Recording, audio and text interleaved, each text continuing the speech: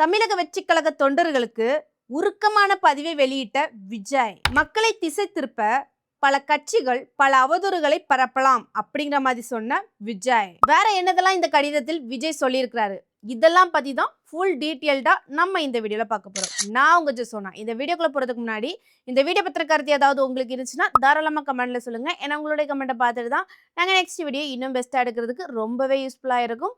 வாங்க வீடியோக்குள்ள போய் பார்த்து தெரிஞ்சுக்கலாம். விஜய் அவர்கள் கடிதத்துல என்னெல்லாம் சொல்லியிருக்காரு அதை பத்தி ஃபர்ஸ்ட் பார்ப்போம். என் நெஞ்சில் குடியிருக்கும் அனைவருக்கும் வணக்கம். தமிழகத்தில் நடக்கும் தேர்தல் நேர நாடகம் குறித்து உங்களிடம் பகிர்ந்து கொள்ளவே இக்கடிதம். தேர்தல் நேரத்தில் திசை திருப்பல்கள் நடப்பது ஒன்று புதிதன்று, இருந்தும் உஷாராக இருக்க வேண்டியது நம் கடமை அப்படிங்கிற மாதிரி சொல்லியிருக்கிறாங்க.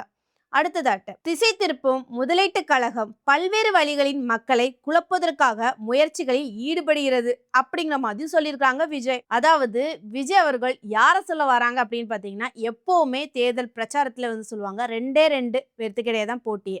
ஒன்று டிவிகே, இன்னொன்று டிஎம்கே அப்படிங்கிற மாதிரி தான் சொல்லுவாங்க. அந்த டிஎம்கே குறித்து தான் சொல்றாங்க. குறிப்பா இது எதுக்காக சொல்லியிருக்காங்க அப்படின்னு பார்த்தீங்கன்னா, தேர்தலுக்கு சில நாட்கள் தான் இருக்குது.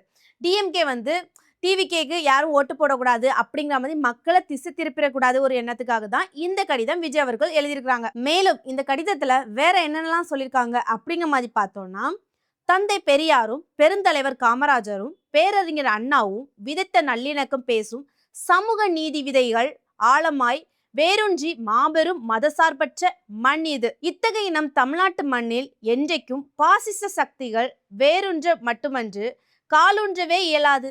அதோடு பாசிச மனநிலை கொண்ட மக்கள் விரோத ஆட்சியாளருக்கு, குறிப்பாக திமுகவிற்கு மறுமுறை வாய்ப்பு என்பது எட்டாகணி என்பதுதான் தமிழ்நாட்டின் அரை நூற்றாண்டுக்கும் மேலாக தேர்தல் வரலாறு அப்படிங்கிற மாதிரி விஜய் அவர்கள் சொல்லியிருக்காங்க. குறிப்பா விஜய் அவர்கள் எதை மீன் பண்ணி சொல்றாங்க அப்படின்னு பார்த்தீங்கன்னா, இதுவரைக்கும் தமிழ்நாட்டில் நடந்த தேர்தலில் டிஎம்கே தொடர்ந்து 2 வாட்டி வெற்றி பெற்றது கிடையாது. அதனால இனியும் டிஎம்கே வந்து 2 வாட்டி தொடர்ந்து வெற்றி பெற மாட்டாங்க அப்படிங்கிற மாதிரி விஜய் அவர்கள் சொல்லி வராங்க. அடுத்ததான் என்ன சொல்லியிருக்காங்க அப்படின்னு பார்த்தீங்கன்னா, தேர்தல் ஆணையத்திடம் என்னதான் பொறுப்பு இருந்தாலும் காபந்து அரசான கபட நாடக திமுக அரசு தன் கையில் வைத்திருக்கும் அதிகாரிகள் சிலரை வைத்து நமக்கு மட்டுமல்லாமல் நம் வேட்பாளர்களுக்கும் பரப்புரை செய்ய நெருக்கடிகளையும் நிர்பந்தங்களையும் நீட்டிக்கவே செய்கின்றது அப்படிங்கிற மாதிரி விஜய் அவர்கள் சொல்லியிருக்காங்க. விஜய் அவர்கள் இதை எதை மீன் பண்ணி சொல்லியிருக்காங்க அப்படின்னு பார்த்தீங்கன்னா, இப்போ தமிழ்நாடே தேர்தல் ஆணையம் கட்டுப்பாட்டில் தான் இருக்குது.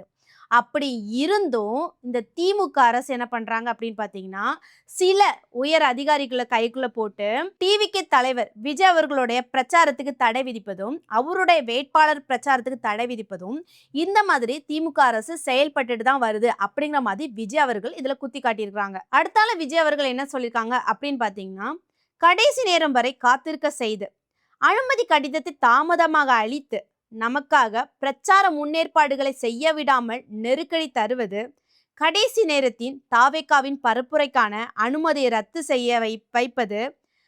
செய்வது, நமது பிரச்சார நிகழ்ச்சிகளுக்கான அனுமதி மற்றும் ரத்து குறித்து ஊடகங்களின் புனைவு செய்திகளை வெளியிட செய்து மக்களை குழப்புவது என்று திமுகவின் பரம்பரை தில்லுமுள்ளுகள் தொடர்ந்து தான் செயல்கின்றன அப்படிங்கிற மாதிரி சொல்லியிருக்கிறாங்க. இது வேற ஒன்றும் இல்லைங்க. சிம்பிளா சொல்ல போனா, விஜய் அவர்கள் வந்து ஒரு இடத்துல பரப்புரை பண்ணணும் அப்படிங்கிற மாதிரி கேட்குறாங்க.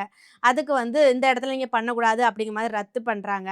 அது மட்டும் இல்லாமல் ஏதாவது பிரச்சாரத்தில் சின்ன ஏதாவது அசம்பாவிதம் நடந்தாலும் அதை வந்து ஃபுல்லாக டிவியில் போட்டு ஹைலைட்டாக காட்டுறது, இந்த மாதிரிலாம் பண்ணுறது யார் அப்படின்னு பார்த்தீங்கன்னா திமுக தான் அப்படிங்கிற மாதிரி விஜய் அவர்களே சொல்கிறாங்க. அடுத்ததான் விஜய் அவர்கள் என்ன சொல்லியிருக்காங்க அப்படின்னு பார்த்தீங்கன்னா, பவள விழப்பாப்பா, என்னதான் தில்லுமுள்ளு செய்தாலும் நீ தடுத்து விடலாம் என்று நினைப்பது போல் தாவேக்கா ஒன்று பழைய ஃபார்மாலிட்டி ரோட்டில் பிரச்சாரம் செய்வதை மட்டுமே நம்பி இருக்கல. தாவேக்காவிற்கு ஆதரவாக தமிழ்நாட்டு மக்கள் நலன் சார்ந்த தன்னெழுச்சியான தன் விருப்பமான பிரச்சாரம் தமிழகமெங்கும் உள்ள ஒவ்வொரு வீட்டிலும் மாபெரும் மக்கள் சக்தி இயக்கமாக மாறி நடந்து கொண்டுதான் இருக்கிறது அப்படிங்கிற மாதிரி விஜய் அவர்களே சொல்லியிருக்கிறாங்க. அதாவது விஜய் அவர்கள் என்ன சொல்ல வராங்க அப்படின்னு பார்த்தீங்கன்னா, நாங்க ஒன்றும் ரோட் ஷோ நம்பி மட்டும் இல்லை, தமிழக மக்கள் வீட்டில் போய் ஒவ்வொரு இடங்களையும் போய் நாங்கள் வந்து ஓட்டு கேட்குறோம், எங்களுக்கு மக்கள் ஆதரவு அதிகமாகவே இருக்கு, அதனால எங்களை யாருமே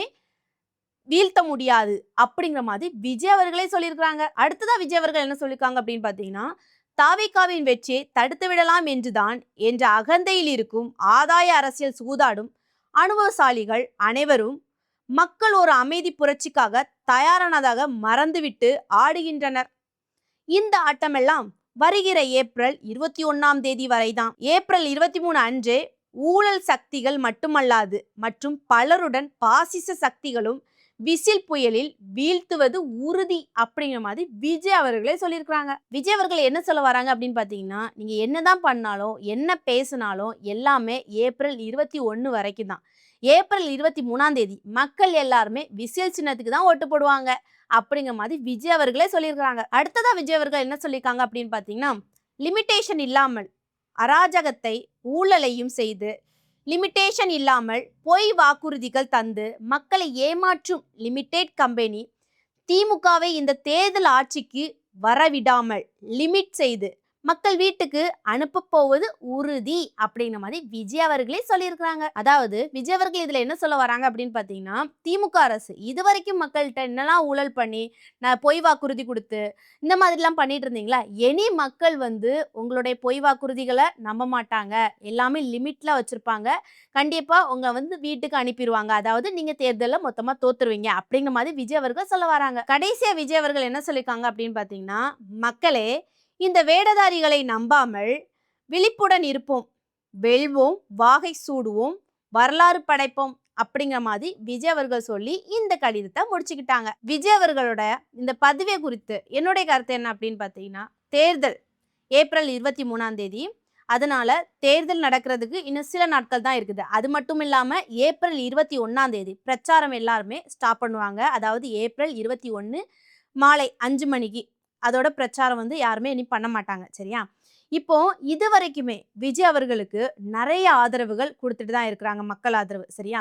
இனியுமே மக்கள் ஆதரவு விஜய் அண்ணா அவர்களுக்கு கொடுக்கணும் அப்படிங்கிற மாதிரி அவங்க எதிர்பார்க்காங்க.